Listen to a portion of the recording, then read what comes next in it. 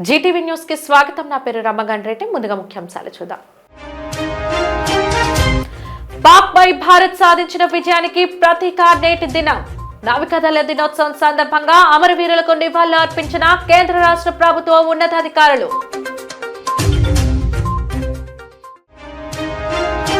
భక్తులతో కిక్కిరిసిన కనకమ్మ ఆలయం నేడు రెండవ గురువారం కావడంతో పోటెత్తిన భక్త జనం.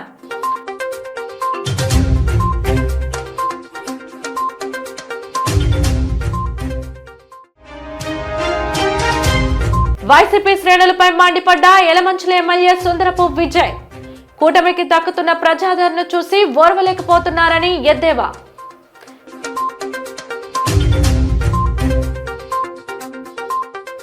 నావికాదళ దినోత్సవం సందర్భంగా బీచ్ రోడ్ లోని విక్టరీ ఎక్సీ వద్ద నేవీ పోలీస్ అధికారులతో కలిసి అమరవీరులకు జిల్లా కలెక్టర్ ఎంఎన్ హరేంద్ర ప్రసాద్ నివాళులు అర్పించారు. ఆయనతో పాటుగా GVMC commissioner Ketan Garg, CP Shankhabrata Bagchi, నావికాదళ ఉన్నతాధికారులు ఉన్నారు. నావికాదళ పద్ధతిలో అమరవీరులకు ఘనమైన నివాళి కార్యక్రమం నిర్వహించారు. 1971లో పాక్తో యుద్ధ సమయంలో భారత నావికాదళ వీరోచిత పోరాటం భారత్ విజయానికి బాటలు పరిచింది. ఆ ఏడాది డిసెంబర్ 4న ఆపరేషన్ ట్రెండెంట్ పేరిట నావికాదళం కరాచీ పోర్టుపై విరుచుకుపడి దయాదిని కోలుకోలేని దెబ్బ కొట్టింది. ఈ ఆపరేషన్ విజయాన్ని పురస్కరించుకొని భారత్ ఏటా ఇదే రోజున నావికాదళ దినోత్సవం జరుపుకుంటోంది.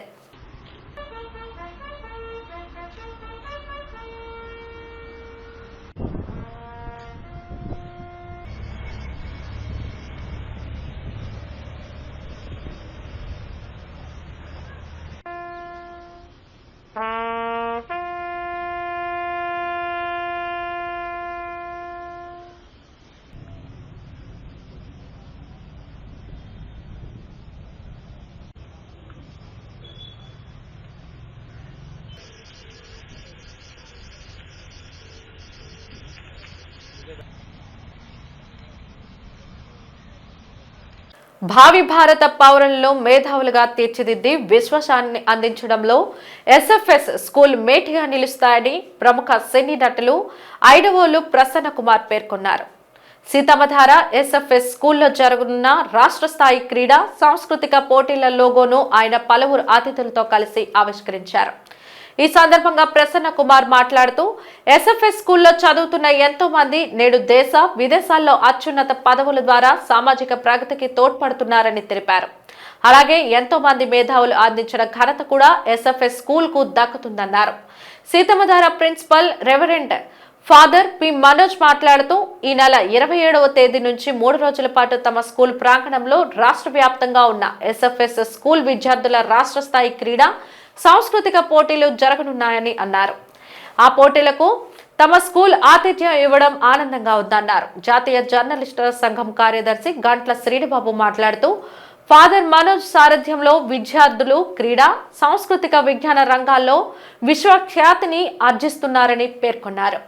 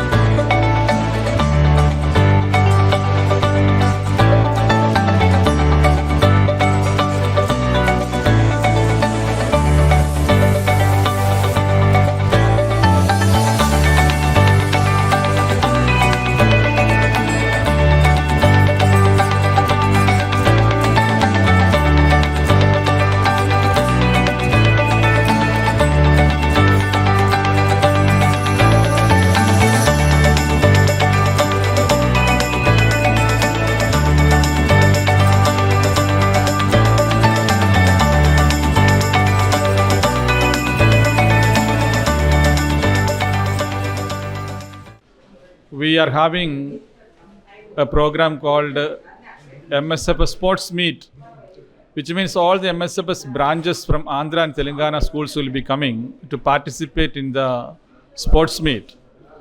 Nearly 2,000 students are going to participate. From 20 schools they are coming, including Andhra and Telangana. The program is going to take place on December 27, 28 and 29. So today we had the teaser releasing as well as the logo releasing.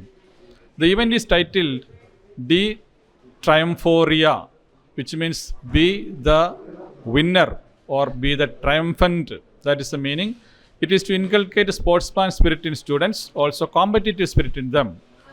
So wishing you all the students all the best. Today we are very happy for this program. Very eminent persons from film industry as well as media, they all came. We have here Mr. Prasanna Kumar, who gave a very wonderful speech. Also we have RVV Satyanarayana sir, who sang a song as well as gave a beautiful message for the children. We also have Srinu Babu, who is also interacted with children and gave them very message. So thanks to one and all. May God bless all of you. Thank you. Payakaraopeta ప్రాథమిక ఆరోగ్య కేంద్రాన్ని హోంమంత్రి ఆకస్మికంగా తనిఖీ చేశారు. ఆసుపత్రిలో వైద్యులు అందుబాటులో లేకపోవడంతో వైద్యులు సిబ్బందిపై ఆగ్రహం వ్యక్తం చేశారు.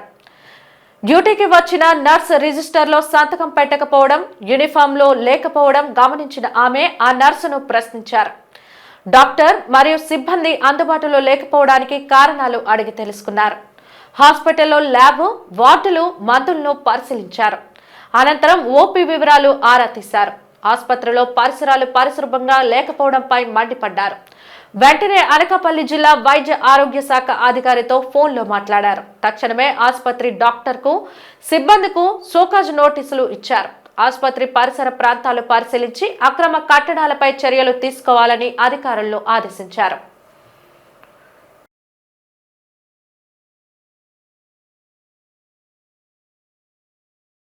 విశాఖ దక్షిణ నియోజకవర్గం కాన్వెంట్ జంక్షన్లోని హోల్సేల్ వెజిటబుల్ మార్కెట్లో సమస్యలు పరిష్కరించాలని నేతలు, అధికారులకు Gnanapuram wholesale vegetable market merchants association విజ్ఞప్తి చేసింది.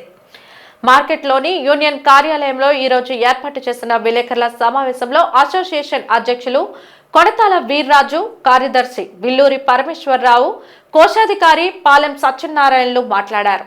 కేంద్ర, రాష్ట్ర ప్రభుత్వాల ఆదేశాల ప్రకారం జ్ఞానపురం వెజిటబుల్ మార్కెట్లో ప్లాస్టిక్ ను పూర్తిగా నిషేధించామని తెలిపారు. ప్లాస్టిక్ నిషేధం కారణంగా వ్యాపారులు, వినియోగదారులు రావడం లేదని అన్నారు. తాము మాత్రం ప్రభుత్వ నిబంధనలకు లోబడి ప్లాస్టిక్ వాడకం నిషేధించామని చెప్పారు.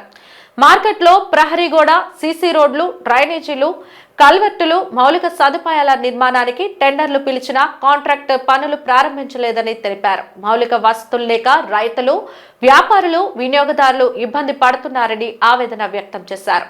ఇతర రాష్ట్రాలు, జిల్లాల నుంచి వచ్చే లారీలు, వ్యాన్లకు పార్కింగ్ స్థలాన్ని కేటాయించాలని కోరారు. సమావేశంలో సహాయ కార్యదర్శి రామశెట్టి రాంబాబు, దాడి రామకృష్ణ, చిన్న శ్రీనివాస్ పాల్గొన్నారు. మేము కూడా గవర్నమెంట్కి సహకరించినట్టు ఉంటుంది. ఇది ఒక సమస్య అండి. తర్వాత మా మార్కెట్లో వెనకాతల రోడ్డు చాలా అధ్వానంగా ఉంది. తర్వాత పారిశ్రామిక ఇది కూడా చాలా అధ్వానంగా ఉందండి. కారణం రోడ్డుకి జీఎంసీ వారు, అధికారులు, తర్వాత మన ఎమ్మెల్యే వంశీకృష్ణ గారు వచ్చి చూసి ఇక్కడ టెండర్లు కూడా పిలవడం జరిగింది.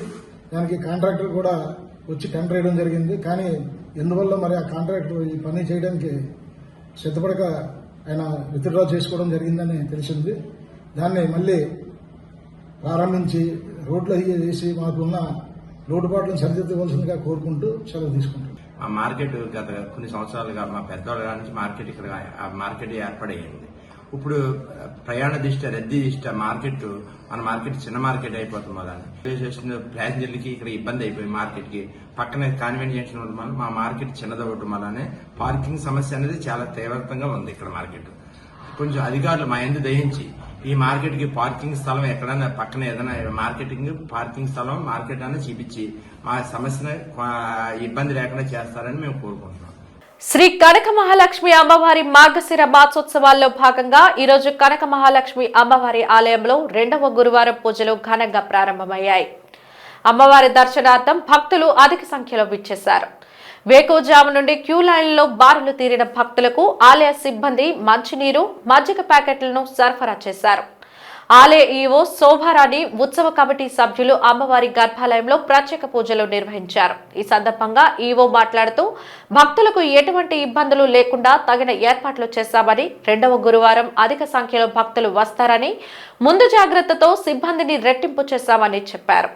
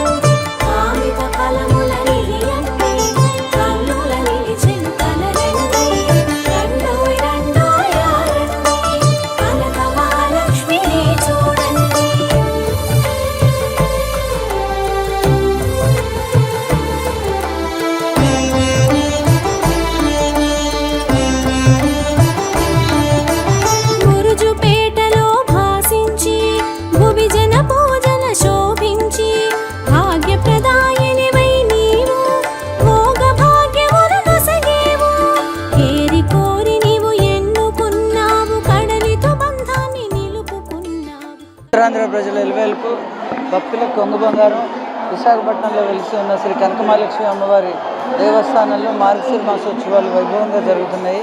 అమ్మవారికి గురువారాలు ప్రీతిపాత్రం అంటారు. ఇది 2వ గురువారం. మొదటి గురువారం కన్నా ఈ గురువారం కొంచెం ఎక్కువ మంది అధిక సంఖ్యలో భక్తులు హాజరయ్యారు. అందరికీ ఈ రోజు 12 గంటలకి దేవస్థానం వారి తరఫున జరగాల్సిన పంచామృత అభిషేకం అది జరిగాక 2 గంటలకల్లా భక్తులకి దర్శనం ఇవ్వడం జరిగింది.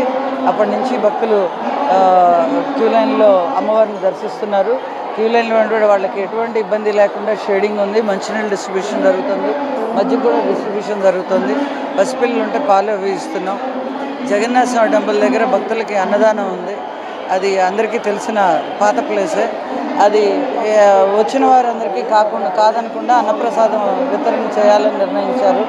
3:30, 4, 5 వరకు కూడా నడుస్తుంది. భక్తులు ఎంతమంది ఉంటే అంతవరకు ఇవ్వాలనేది.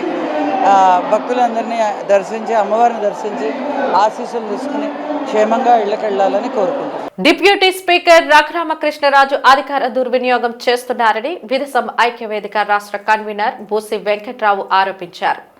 రామా టాకీస్ అంబేద్కర్ భవనంలో జరిగిన విలేకరుల సమావేశంలో ఆయన మాట్లాడారు. రాజ్యాంగాన్ని ఉల్లంఘిస్తూ డిప్యూటీ స్పీకర్ అనవసరమైన విషయాలపై వ్యాఖ్యలు చేయడం సరికాదన్నారు.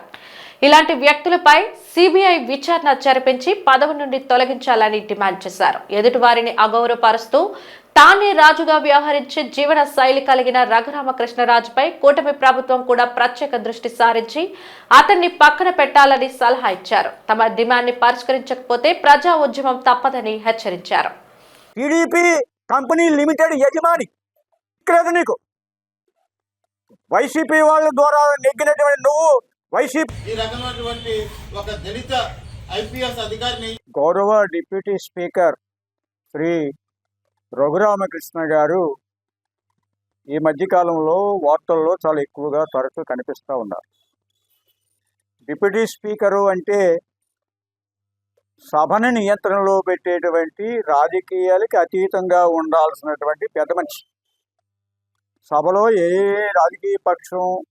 ఎన్ని రాజకీయ పక్షాలు ఉన్నప్పటికీ ఆయన ఎన్నుకునే వరకునే, నామినేట్ చేసే వరకునే అతను ఒక పార్టీకి ప్రతినిధి తప్ప, ఒక్కసారి ఆయన డిప్యూటీ స్పీకర్ అయ్యారు అంటే ఆయన అందరికీ సంబంధించిన వాడు, ఏ పార్టీకి చెందినవాడుగానే వ్యవహరించాలి. కానీ ఆయన వైఖరి పంక్తు రాజకీయ నాయకుడిలాగా వ్యవహరిస్తూ ఉన్నారు. ఈ మధ్య మొన్న ఉమ్మడి విశాఖ జిల్లాలో ఐపీఎస్ సునీల్ కుమార్ గారి పర్యటనలో దళితులు, ఇతర వర్గాలు ఐక్యత గురించి ఆయన ఒక మాట మాట్లాడారు. ఎస్సీలు, కాపులు కలిసి ఉంటే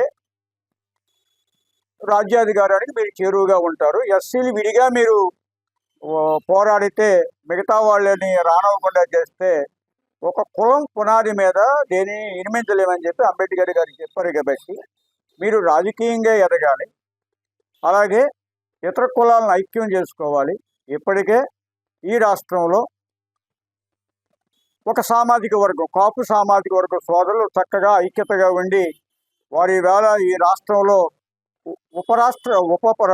ముఖ్యమంత్రి హోదాకి ఎదిగారు. వారు రేపు రాష్ట్ర ముఖ్యమంత్రి హోదాకి ఎదిగినా ఆశ్చర్యపోకలేదు.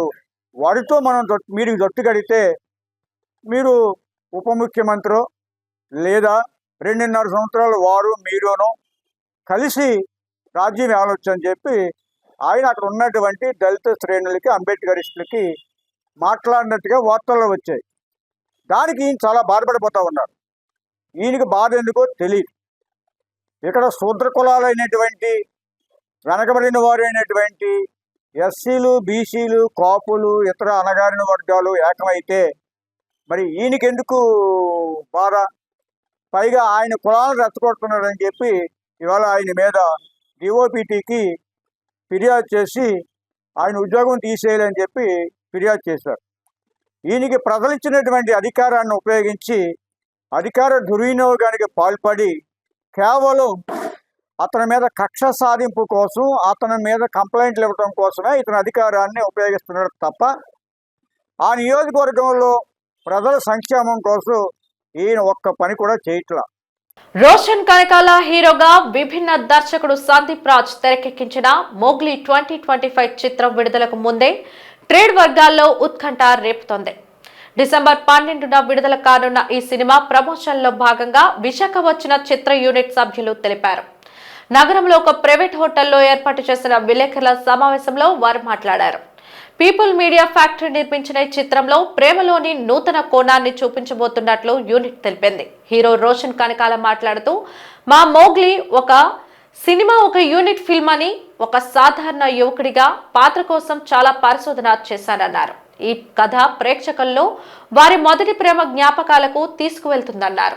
విశాఖపట్నం, పాడేరు, పార్వతీపురం ప్రాంతాల్లో చిత్రం షూటింగ్ చేశామని తెలిపారు. సినిమాల్లో Harsha comedy, Kalabhairava music highlight గా నిలుస్తాయన్నారు. అనంతరం హీరోయిన్ సాక్షి మాట్లాడుతూ, విశాఖపట్నం తనకు చాలా ఇష్టమైన ప్రదేశమని, తన సినిమాని ప్రేక్షకులు తప్పకుండా ఆదరిస్తారని ఆకాంక్షించారు. పిలుచుకునేవాడు. సో నన్ను చిన్నప్పుడు మోగ్లీ అని పిలవడం వల్ల నాకు ఆ పేరు నాకు అలవాటు అయిపోయింది. నెక్స్ట్ సందీప్ రాజ్ కథ చెప్పిన తర్వాత టైటిల్ మోగ్లీ అని చెప్పాడు. టైటిల్ మోగ్లీ అని చెప్పగానే అబ్బాలే ఎక్సైట్ అయ్యాను. ఎందుకంటే ఏదో మా నాన్న కోరుకుంది గట్టిగా ఇక్కడ సాధించాడు అని నమ్ముతున్నాను. అండ్ తర్వాత హీరోయిన్ క్యారెక్టరేషన్ కూడా చాలా బాగుంటుంది. అండ్ ఇద్దరు ప్రేమ జంట ఎప్పుడైనా కూడా చాలా మంచిగా క్రాఫ్ట్ చేస్తేనే జనాలకు కూడా అది ఇంకా నమ్మబుద్ధి అవుతుంది. వాళ్ళిద్దరి కెమిస్ట్రీ వర్కౌట్ అవుతేనే. సో మా ఇద్దరిది అండ్ సాక్షి కూడా చాలా అద్భుతంగా చేసింది. అండ్ హర్ష కూడా అసలు తనది కూడా చాలా పెద్ద ఇంపాక్ట్ఫుల్ రోల్ సినిమాలో. ఇంకా దాని గురించి నేను ఎక్కువ మాట్లాడకూడదు, ఎందుకంటే ఎక్కువ మాట్లాడేస్తే అది రివీల్ అయిపోతుంది సినిమాలో ఉండే ఒక చిన్న ప్లాట్ పాయింట్. సో బండి సరోజ్ గారు కూడా తను కూడా చాలా అద్భుతంగా చేశారు. Is the antagonist of the film. And తన పర్ఫార్మెన్స్ కూడా చాలా, తను ఒక క్రేజీ న్యాచురల్ ఇంటెన్సిటీని పట్టుకొచ్చారు. మోగ్లీ అంటే ఎస్ అడవిలోనే ఉంటాడు. అండ్ ఈ సినిమా పాడేరు, పార్వతీపురం ప్రాంతాల్లో సెటప్ అయిన సినిమా కాబట్టి అడవి చుట్టూ రివాల్వ్ అవుతుంది. అండ్ డెఫినెట్గా స్పెషల్ అంటే నేను చూసి, కానీ మన జనాలు ఆడియన్స్ అంతా చూసి ఇలాంటి ఒక ఫారెస్ట్ బ్యాక్డ్రాప్లో మొత్తం కథ రన్ అవడం అనేది చాలా రోజులు, చాలా ఏళ్ళు అయిపోయింది. అండ్ దీన్ని చాలా అద్భుతంగా సందీప్ రాజ్ క్రాఫ్ట్ చేశాడు. ఎమోషన్ కావాల్సిన ఎమోషన్ ఉంటుంది, కావాల్సిన కామెడీ ఉంటుంది, యాక్షన్ ఉంది. మేజర్గా థియేటర్కి వెళ్ళి 2-2.5 గంటలు ఉండే సినిమాని 20 to 200 రూపాయల టికెట్ ఎవరెవరైతే పెడుతున్నారో వాళ్ళందరికీ రూపాయి వాల్యూ, అంటే లేక ప్రతి రూపాయి వాళ్ళు పెట్టిన రూపాయికి వాల్యూ రావాలని, అంటే అలా ఆ ఇంటెన్షన్తో రాసిన కథ, తీసిన కథ. అండ్ మేమందరం కూడా అలానే కష్టపడ్డాం. సో యా, చాలా ఫ్రెష్గా ఉండబోతుంది, అదైతే గ్యారంటీ ఇవ్వగలుగుతానండి. చాలా ఎక్సైటెడ్గా ఉంది. Mowgli is releasing on 12th of December at the theatres. We have made it with lots of love, lots of efforts. And my first film, so first are always special. I'm really excited and I really hope the audience really like the work that we have done. So thank you. Congress పార్టీకి పునర్వైభవం తీసుకురావడమే సంస్థాగత నిర్మాణ కార్యక్రమం ముఖ్య ఉద్దేశమని AICC పరిశీలకులు Sunil Kondaji Ahire, PCC పరిశీలకులు అమర జహాబేగ్లు తెలిపారు. పార్టీ సంస్థాగత నిర్మాణ కార్యక్రమంలో భాగంగా వారు జగదాంబ నగర కాంగ్రెస్ పార్టీ కార్యాలయంలో మీడియాతో మాట్లాడారు. దేశవ్యాప్తంగా అన్ని రాష్ట్రాల్లో, అన్ని జిల్లా కేంద్రాల్లో డీసీసీ అధ్యక్షుల నియామకాలు చేపట్టేందుకు సంస్థాగత నిర్మాణ కార్యక్రమాన్ని నిర్వహిస్తున్నట్లు తెలిపారు. డీసీసీ అధ్యక్షులు ఎన్నిక విషయమై ప్రతి కార్యకర్త తన అభిప్రాయాన్ని వ్యక్తం చేయవచ్చునన్నారు. బీజేపీ కబంధ హస్తాల నుంచి ఈ దేశాన్ని, ప్రజాస్వామ్యాన్ని కాపాడేది, అన్ని వర్గాల ప్రజలకు న్యాయం చేసేది కాంగ్రెస్ పార్టీయేనని స్పష్టం చేశారు. ప్రజాస్వామ్య వ్యవస్థను కేంద్ర ప్రభుత్వం కాలరాస్తుందని ఆరోపించారు. ప్రభుత్వ రంగ సంస్థల పరిరక్షణకు కాంగ్రెస్ పార్టీని తిరిగి అధికారంలోకి తీసుకురావాల్సిన బాధ్యత కార్యకర్తలు, ప్రజలపై ఉందని పిలుపునిచ్చారు. పార్టీకి ఏదైనా దూరం ఉందేమో, కార్యకర్తలకి పార్టీకి ఏదైనా దూరం ఉందేమో, ఏదైతే గ్రామ స్థాయి నుంచి మండలం నుంచి నియోజకవర్గం నుంచి జిల్లా స్థాయి ఉంటుంది. ఆల్ ఇండియా కాంగ్రెస్ కమిటీ నుంచి ఏమవుతుందంటే అది రాష్ట్ర స్థాయికి వచ్చి రాష్ట్ర స్థాయి నుంచి ఏదో నలుగురు నాయకులో లేదంటే నలుగురు కార్యకర్తలో ఎవరో ఒకరిని డిసైడ్ చేసి జిల్లా అధ్యక్షులతో బాధ్యతలు అప్పచెప్తుంటే ఆ నాయకుడు సరిగ్గా పనిచేస్తున్నారో లేదో అనేది, లేదా గ్రౌండ్ లెవెల్లో ఉన్న రియాలిటీ పై వరకు వెళ్తుందో లేదో అనేది అది తెలుసుకోవాలి అని అంటే కార్యకర్తల నుంచి ఒక నాయకుడు రావాలి, కార్యకర్తలు ఎన్నుకున్న నాయకుడు రావాలి, కార్యకర్తల అభిష్టం మేరకు నాయకుడు ఉండాలి అని దేశవ్యాప్తంగా అన్ని రాష్ట్రాల్లోనూ సంస్థాగత పార్టీ నిర్మాణ కార్యక్రమం జరుగుతుంది. ఇది అనేక రాష్ట్రాల్లో ఇప్పటికే పూర్తి అవ్వడం జరిగింది. మన పక్క రాష్ట్రంలో కూడా జిల్లా అధ్యక్షుల ఎంపిక జరిగింది, అనౌన్స్ చేయడం జరిగింది. దానిలో భాగంగానే మన రాష్ట్రంలోని 25 జిల్లాలకి 25 మందిని ఏఐసిసి నుంచి పంపడం, అలాగే వారికి తోడుగా రాష్ట్రం నుంచి ముగ్గురిని ఇక్కడికి పంపించడం జరిగింది. మేము 30వ తారీఖున విశాఖపట్నం రావడం జరిగింది. ఆ రోజున విశాఖపట్నం జిల్లా కార్యవర్గ సభ్యులతో, అలాగనే సీనియర్ కాంగ్రెస్ నాయకులు, అలాగనే నియోజకవర్గ కాంగ్రెస్ నాయకులు, మండల కాంగ్రెస్ నాయకులు, గ్రామస్థాయి నాయకులు, ఇలా ఎవరు వచ్చినా కూడా వారందరితో మాట్లాడడం జరిగింది. మరీ ముఖ్యంగా ఈ కార్యక్రమం యొక్క ముఖ్య ఉద్దేశం ఏంటంటే జిల్లా అధ్యక్షుడి ఎంపిక. ఆ ఎంపికకి ఇక్కడ అప్లికేషన్ ఫామ్లు ఇవ్వడము, వాళ్ళు ఫిలప్ చేసి దాదాపుగా 21 మంది ఇక్కడ అభ్యర్థులు వారి అప్లికేషన్లు ఇవ్వడం జరిగింది. వారితో పాటుగా జిల్లా కార్యవర్గ సభ్యుల్ని, ప్రతి ఒక్కరిని, కాంగ్రెస్ నాయకుల్ని, కాంగ్రెస్ కార్యకర్తల్ని ప్రతి ఒక్కరిని 1 to 1 పిలిచి 1 to 1 మాట్లాడి మీరేం కోరుకుంటున్నారు, మీ అభిష్టం మేరకే నాయకుడు ఉండడం అని చెప్పడం జరిగింది. దాని తర్వాత నియోజకవర్గాల వారీగా ఇప్పటి వరకు 4 నియోజకవర్గాలు పూర్తయినాయి. ఈ రోజున ఈస్ట్ నియోజకవర్గంలో ప్రియాంక గారి ఆధ్వర్యంలో కార్యక్రమం చేయడం జరుగుతుంది. దీనికి మరి జిల్లా కోఆర్డినేటర్గా వర్మ గారు, అలాగే రాష్ట్ర పిసిసి వైస్ ప్రెసిడెంట్గా ఉన్నటువంటి వేగి వెంకటేష్ గారు, అలాగే మరికొంతమంది పెద్దలు ఇక్కడికి రావడం జరిగింది. మా సునీల్ అహేరా గారు 3 రోజుల నుంచి విశాఖపట్నం తిరుగుతున్నప్పుడు ఆయన చెప్తున్న మాట ఒకటే, ఇక్కడ కనీసం ఒక కార్పొరేటర్ లేరు ఆంధ్ర రాష్ట్రంలో, అలాగే విశాఖపట్నంలో ఒక కార్పొరేటర్ లేరు, మనకు ముఖ్యమంత్రి లేరు, ఎమ్మెల్యే లేరు, ఎంపీ లేరు, ఎవరు లేకపోయినప్పటికీ కాంగ్రెస్ పార్టీ ఏముంది అని అన్ని పంపించారు మమ్మల్ని ఇక్కడికి, ఏముంటుందిలే అని అనుకున్నారు. కాకపోతే ఏ పార్టీకైనా కార్యకర్తలే వెన్నుముక, కార్యకర్తలే ముఖ్యం, కార్యకర్తలతోనే పార్టీ నిలబడుతుందనడానికి నిదర్శనం కాంగ్రెస్ పార్టీలో ఇప్పటి వరకు ఒక్కొక్కరుగా కలిసిన వాళ్ళు కొన్ని వేల మందిని కలిసాము. ఇంకా ఒక 2-3 రోజులు ఈ కార్యక్రమం కొనసాగుతుంది. ఈరోజు నియోజకవర్గాలతో స్థాయి కార్యక్రమాలు పూర్తవుతాయి. దాని తర్వాత బ్లాకులకు కూడా వెళ్ళడం జరుగుతుంది. దాని తర్వాత ఇక్కడున్న ఎన్జిఓస్ని కానీ, ఇక్కడున్న సోషల్ వెల్ఫేర్ వాళ్ళని కానీ, ఇక్కడున్న ప్రజల్ని కూడా నేరుగా కలిసి పార్టీ యొక్క స్థితిగతులు కనుక్కొని ఎవరినైతే జిల్లా అధ్యక్షులుగా ఎన్నుకుంటే బాగుంటుందనేది ఒకసారి ఆలోచన చేసి వారి పేరుని ఏఐసిసికి పంపించడం జరుగుతుంది. అలా పంపించిన పేరుని జిల్లా అధ్యక్షులుగా ఎంపిక చేయడం జరుగుతుంది. గడిచిన 13 సంవత్సరాలుగా సిమ్స్ బాధితులు చేస్తున్న పోరాటం నేటికి కొనసాగుతూనే ఉంది. సిమ్స్ సంస్థనే నమ్ముకుని ఉన్నదంతా ఊడ్చిపెట్టి భవిష్యత్తుని బంగారుమయం చేసుకుందామన్న వారి ఆశలు అడియాసులుగా మిగిలిపోయాయి. ప్రభుత్వం కలగజేసుకుని తమకు న్యాయం చేయాలని కోరుతూ నేడు జీవీఎంసీ గాంధీ విగ్రహం ఎదుట 9 జిల్లాల బాధితులు సమావేశమయ్యారు. ఈ సందర్భంగా బాధితుల తరపున చింతల రమణారావు, గ్రంథి శ్రీనివాసులు మాట్లాడుతూ 2013లో మూతపడిన సిమ్స్ సంస్థతో ఆనాటి నుండి నేటి వరకు తమ పోరాటం కొనసాగుతూనే ఉందని ఆవేదన వ్యక్తం చేశారు. 9 జిల్లాల్లో ఉన్న సుమారు 18,000 కుటుంబాలను మోసగించి ఆస్తులు కూడబెట్టుకున్న సంస్థ ప్రతినిధుల నుండి నష్టపరిహారాన్ని ఇప్పించవలసిందిగా ప్రభుత్వాన్ని ఎన్నిసార్లు వేడుకున్నప్పటికీ తమకు న్యాయం జరగలేదన్నారు. న్యాయస్థానంలో మాత్రం తమకు తప్పకుండా న్యాయం జరుగుతుందన్న నమ్మకంతో ఉన్నామని, సంస్థకు ఉన్న 245 ఎకరాల భూమిని అమ్మి బాధితులకు పరిహారాన్ని అందజేయాలని కోరారు. లేని ఎడల 9 జిల్లాల బాధితులతో కలిసి ఉద్యమాన్ని ఉధృతం చేసేందుకు సిద్ధంగా ఉన్నామని చెప్పారు. సమావేశంలో మున్నా, ధర్మేంద్ర రెడ్డి, ఏఎస్ఎన్ మూర్తి తదితరులు పాల్గొన్నారు. మరి కొంతమంది భర్త చనిపోతే భార్య పిల్లలు కానకుండా అయిపోయారు, కొంతమంది పిల్లలు కోల్పోయారు, పిల్లలు కూడా ఆత్మహత్యలు చేసుకున్నారు. ఈ రకంగా వందలాది మందిని కోల్పోయి బాధితులుగా మేము రోడ్డును పట్టు ఉన్నాము. ఈ 13 ఏళ్ళుగా గత పాలకులని, ఈ ప్రభుత్వాన్ని, ఈ ప్రభుత్వ పెద్దల్ని, సిఐడి వారి దృష్టికి, కోర్టు వారి దృష్టికి అన్ని రకాలుగా పోరాడుతూనే ఉన్నాము. కానీ ఇంతవరకు మా సమస్య పరిష్కారం కాలేదు. ఈ సమస్య పరిష్కారానికి ప్రభుత్వం నుంచి మాకు అన్ని విధాల సహాయ సహకారాలు కావాలి. మా సమస్య పరిష్కరించాలి. కోట్లాది రూపాయలు, లక్షలాది రూపాయలు కట్టి అధిక వడ్డీకి ఆశపడిన పాపానికి నేటికి మేము నిత్యం నరకం అనుభవిస్తూనే ఉన్నాము. ఈ సమస్య పరిష్కారానికి ప్రభుత్వ పెద్దలు కానీ, మిగతా సిఐడి యంత్రాంగం కానీ, కోర్టు వారు కానీ, మిగతా పెద్దలు కానీ, లేకపోతే అధికారులు కానీ వెంటనే స్పందించి మా యొక్క సమస్యను పరిష్కరించాలని చెప్పేసి మీ అందరికీ హృదయపూర్వకంగా వేడుకుంటున్నామండి. ఎందుకంటే లక్షలాది రూపాయలు కట్టిన తర్వాత నేటికి పరిష్కారం అవుద్ది, రేపటికి పరిష్కారం అవుద్ది, ఇలా 13 ఏళ్ల కాలం గడిచిపోయింది. రోజు ఈ మరణ వార్తలు వినలేక, మేము అప్పుల బాధ తాళలేక ఇప్పుడు చావాలా బ్రతకాలో తెలియని ఒక అగమ్య గోచరంలో మేమంతా ఉన్నాము. కాబట్టి వెంటనే ప్రభుత్వం పెద్దలు, కోర్టు వారు, సిఐడి వారు స్పందించి మా యొక్క సమస్యను పరిష్కరించే విధంగా మీ అందరూ సహకరించాలని చెప్పేసి వేడుకుంటూ, ఇలాగ ఒకవేళ ఈ సమస్య పరిష్కారం కాని యెడల మేము నిరాహార దీక్షలు చేయాలని అనుకుంటున్నాము.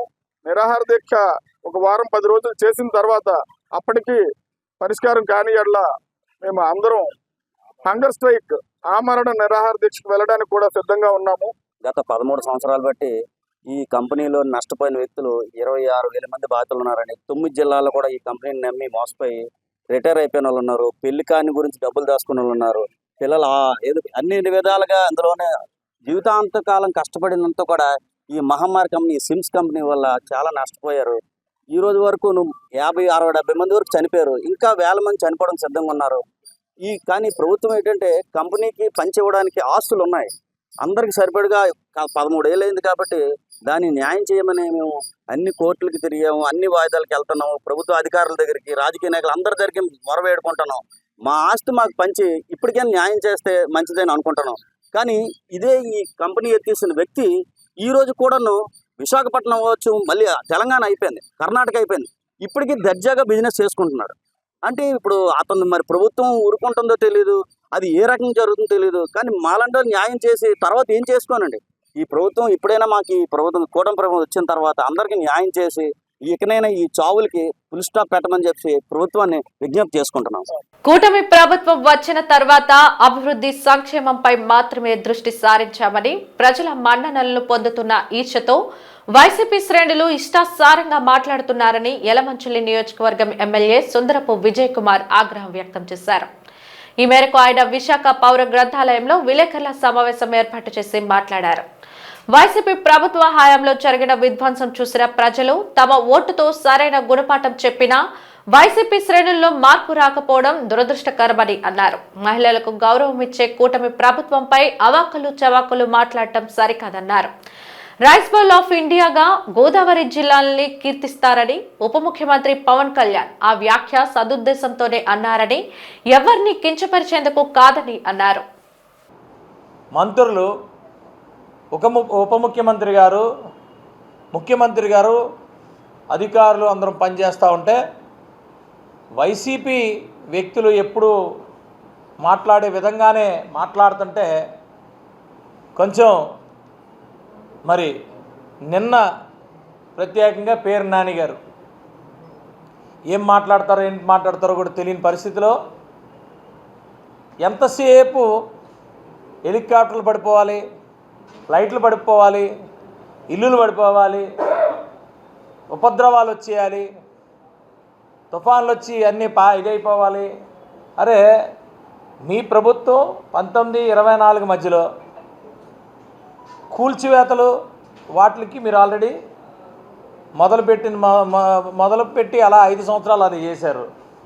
ఈరోజు ముఖ్యమంత్రి గారిది, ఉప ముఖ్యమంత్రి గారిది, లోకేష్ గారి ఫ్లైట్లు కానీ హెలికాప్టర్లు కానీ పడిపోవాలి అని అంటే ఏంటి మీ శాపనార్థాలు అని అడుగుతూ ఉన్నాను. మీ శాపనార్థాలు ఏంటి? తట్టుకోలేకపోతున్నారా? అభివృద్ధిని, సంక్షేమాన్ని తట్టుకోలేకపోతున్నారా? ఈ రాష్ట్రాన్ని బాగు చేస్తుంటే మీరు తట్టుకోలేకపోతున్నారా?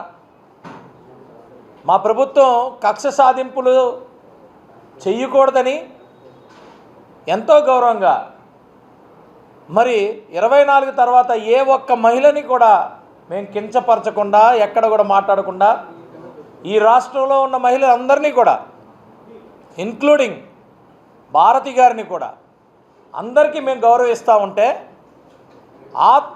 దీంట్లోనే ఆ పరిణామాల్లోనే పేరు నాని గారు మీ భార్య గారిని కూడా ఎక్కడ కూడా ఇబ్బంది పెట్టొద్దు, మహిళల్ని ఇబ్బంది పెట్టొద్దు, రాజకీయం ఉంటే రాజకీయం నాయకుడు చూసుకుంటాం అని సాక్షాత్తు ముఖ్యమంత్రి గారు చంద్రబాబు నాయుడు గారు చెప్పి ఒక మంచి వాతావరణాన్ని ఈ రాష్ట్రంలోని నెలకొల్పితే మరి మీరేం చేస్తున్నారు?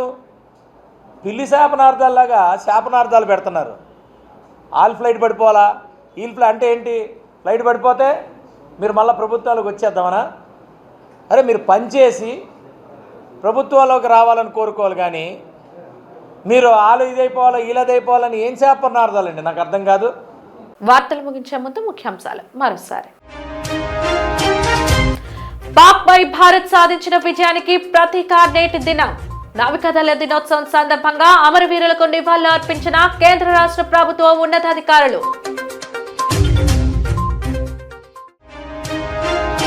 భక్తులతో కిక్కిరిసిన కనకమ్మ ఆలయం నేడు 2వ గురువారం కావడంతో పోటెత్తిన భక్త జనం.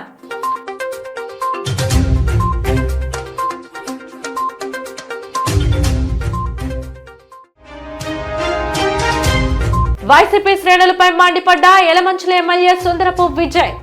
కూటమికి దక్కుతున్న ప్రజాదరణను చూసి ఓర్వలేకపోతున్నారని ఎద్దేవా.